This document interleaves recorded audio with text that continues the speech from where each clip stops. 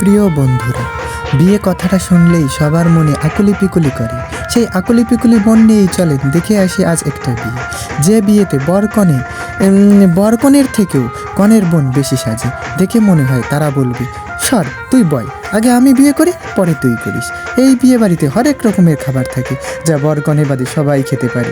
বেচারারা সারাদিন উপবাস, কিছুই খাবে না। আর এই উপবাস থাকার একটা কারণও আছে, কারণ বর যদি উপবাস থাকে তাহলে এরপরে তার বউয়ের মুখ ঝামটা ঝগড়ামগড়া শুনতে পারবে। আর যদি উপবাস না থাকে, পেট ভরা থাকে, তখন তো ভরা পেটে এগুলো আর শুনতে পারবে না। এই জন্য তারা উপবাস থাকে।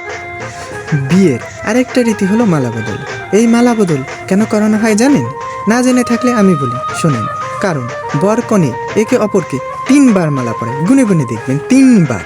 এই মালা বদলের পরে তারা বুঝতেই পারে না কার মালা কোনটা। আমার মালা ওকে দিলাম না ওর মালা আমাকে দিলাম, তাদের মধ্যে একটা কনফিউশন তৈরি হয়। তারা বুঝতেই পারে না কে আগে দিল আর কে পরে দিল। এই না বোঝার কারণেই তাদের সারাটা জীবনই চলে যায় যে সে আগে পর বেশি সম্মান পাবে না আমি বেশি সম্মান পাবো।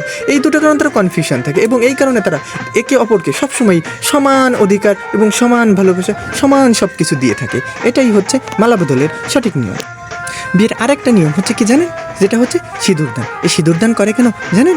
জানেন না তো, না জেনে থাকলে আমি বলি, আপনি শোনেন এবং জেনে নিন। এই সিঁদুরদান দেখবেন সবসময় ছেলে মেয়েকে সিঁদুর পরায়। এই সিঁদুরের কারণ হচ্ছে ভবিষ্যৎ এরপরে বিয়ের পরবর্তী ছেলে শুধু দিতেই পারে আর মেয়ে শুধু নিতেই পারে। এই দেওয়া নেওয়ার কারণেই সিঁদুরদানটা করানো।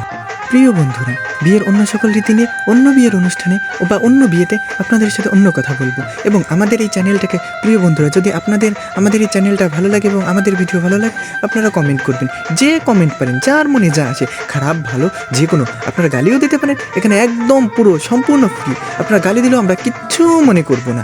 এবং এই যে আপনারা এই যে রিচুয়ালটা দেখতেছেন, কার কোন জায়গায় কী রিচুয়াল, এই উঁচু নিচু করাটা কেউ বলে, আপনারা সবাই জানিয়ে যাবেন এবং কমেন্ট করবেন। ঠিক আছে বন্ধুরা, আজ আর নয়, ভালো থাকবেন।